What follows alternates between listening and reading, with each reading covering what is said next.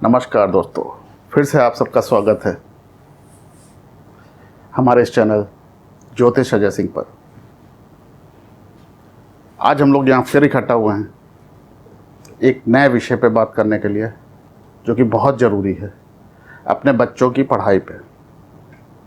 हम लोग अभी पूजा विधि पे अपना वीडियो बना रहे हैं कि कैसे पूजा करनी चाहिए, क्यों हमको पूजा का फल नहीं मिलता है, पंच तत्वों को कैसे मेंटेन करना है, मंदिर कैसे रखना है, ये सब चीज़ों पे बना रहे हैं।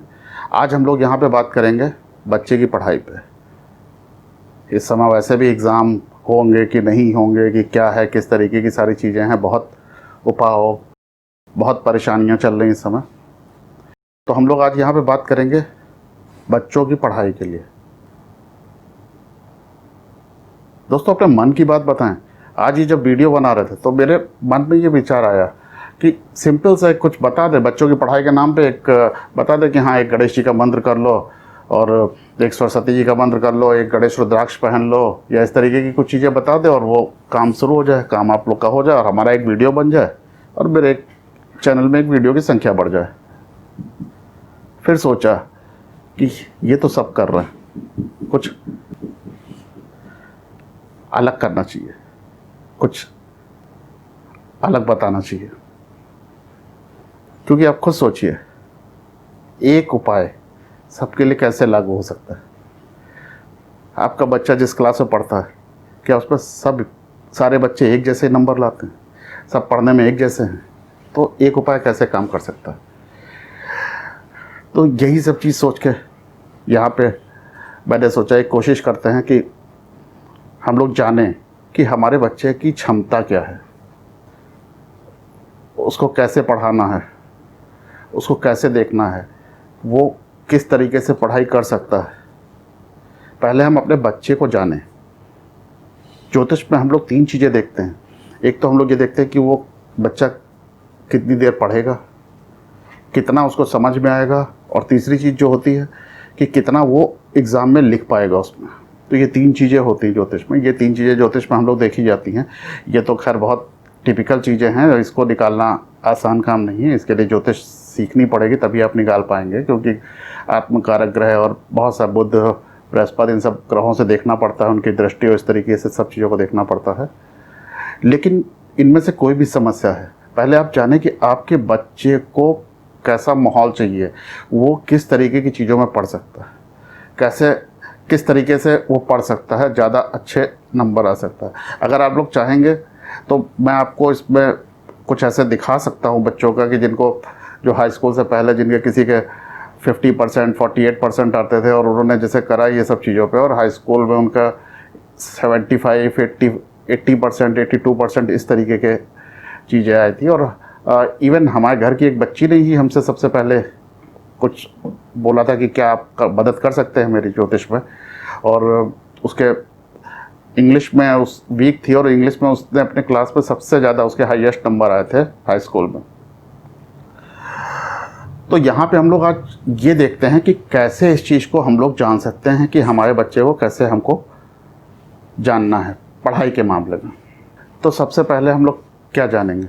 सबसे पहले तो हम लोग ये जानेंगे कि उसकी बुद्धि कैसी है, बुद्धि उसको किस तरीके से मिली हुई है। वो जल्दी पढ़ सकता है, या उसको कोई चीज़ देर में समझ में आती है, या किस तरीके से वो उसका माइंड काम करता है।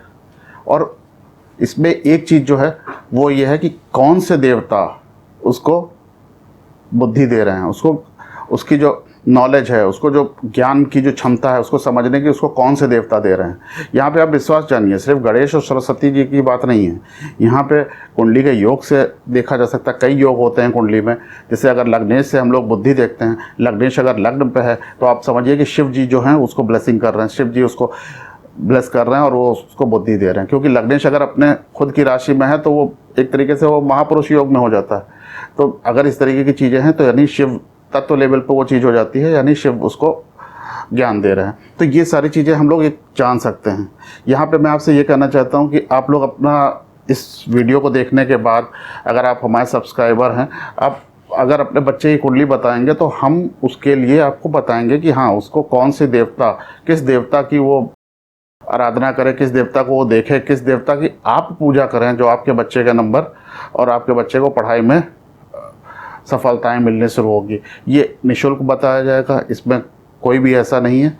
और बस ये समझिए कि अगर हम लोग के आज जो हम लोग के बच्चे अगर पढ़ने में अच्छे होंगे तो हम लोग के देश का भी फ़ायदा होगा, हम लोग का तो फ़ायदा होगा ही। तो यहाँ पे हम लोग देखना चाहते हैं, सबसे पहले आप ये देखिए कि आपके बच्चे की क्षमता क्या है, वो कैसे पढ़ सकता है। तो इसके लिए हम लोग क्या करते हैं, आप सब लोग के आजकल मोबाइल में सॉफ्टवेयर होता है, अपने बच्चे की कुंडली उसमें फीड करिए और उसमें D24 करके एक चार्ट आता है। उस चार्ट में आप देखिए, उस चार्ट में आप ये देखिए कि चंद्रमा कहाँ पे है। चंद्रमा अगर वहाँ पे स्थिर राशियों में है, स्थिर राशियों का मतलब क्या हो गया, वृष, सिंह, वृश्चिक और कुंभ राशि, जो वहाँ पे नंबर से लिखा होगा 2, 5, 8 और 11, इन राशियों में अगर चंद्रमा है तो आपका बच्चा जो है वो देर तक पढ़ सकता है, वो 2 घंटे 3 घंटे लगातार बैठ के पढ़ सकता। अगर आपके बच्चे की कुंडली में चंद्रमा वहाँ पे मेष, कर्क, तुला और मकर राशि में है, यानी जो नंबर लिखे होंगे, चंद्रमा अगर 1 नंबर का, 4 नंबर, 7 नंबर और 10 नंबर की राशि में है, तो आपका बच्चा, आप विश्वास मानिए, आधे घंटे या 40 मिनट से ज़्यादा ऊपर नहीं पढ़ पाएगा। और उसके बाद उसको थोड़ा सा घूमना फिरना, कुछ खाने पीने का या जैसे इस तरीके से। तो यहाँ से आप देखिए कि अगर चर राशि में है तो आप अपने बच्चे को बाध्य ना करिए कि नहीं आपको पढ़ना है, 2 घंटे पढ़ना है, 4 घंटे पढ़ना है, इस तरीके से नहीं। उसको आधा घंटा 1 घंटा पढ़ता है, उसके बाद उसको थोड़ा सा रेस्ट दीजिए, उसको थोड़ा सा घूमना फिरना, इस तरीके की चीज़ें उसको मेंटेन कराइए और उसके बाद फिर से बैठ जाए, वो 10-15-20 मिनट का एक ब्रेक लेके फिर से बैठ जाए। तीसरी चीज़ आती है कि अगर द्विस्वभाव राशियों में अगर चंद्रमा है, किसमें, मिथुन, कन्या, धनु और मीन राशि में, 3, 6, 9 और 12 राशियों में, तो आपका बच्चा जो है वो पढ़ सकता है, 1-1.25 घंटे तक का लगातार पढ़ सकता है। तो इस तरीके से सबसे पहले तो अपने बच्चे के पढ़ने की क्वालिटी जानिए कि वो कितनी देर पढ़ सकता है। ये चीज़ आपको सबसे पहले देखनी है, इसके हिसाब से आप अपने बच्चे को पढ़ने दीजिए। अब हम लोग दूसरी जो सबसे इम्पॉर्टेंट चीज़ आती है कि बच्चा किस समय सबसे ज़्यादा पढ़ाई कर सकता है ध्यान लगा के। तो आप इसके लिए बहुत सिंपल सी चीज़ है, आप देखेंगे कुंडली में जो बुध ग्रह होता है वो लर्निंग का होता है, और बुध ग्रह जो सूर्य के आसपास ही होता है, एक घर आगे या एक घर पीछे या सूर्य के साथ में होता है। तो सिंपल सा, जैसे अगर वो सूर्य के संग में है तो आपको क्या करना है, बच्चा जो है वो सुबह 6 से 8 या शाम के 6 से 8 सबसे ज़्यादा अपने दिमाग का इस्तेमाल कर सकता है। अगर वो सूर्य से 12वें में है, यानी सूर्य से पहले पड़ जाता है, तो उस बच्चे को आपको क्या करना है, वो बच्चा जो है वो 8 से 10 और शाम को सूर्यास्त के बाद 8 से 10 ये सबसे ज़्यादा अपने दिमाग का यूज़ कर सकता है।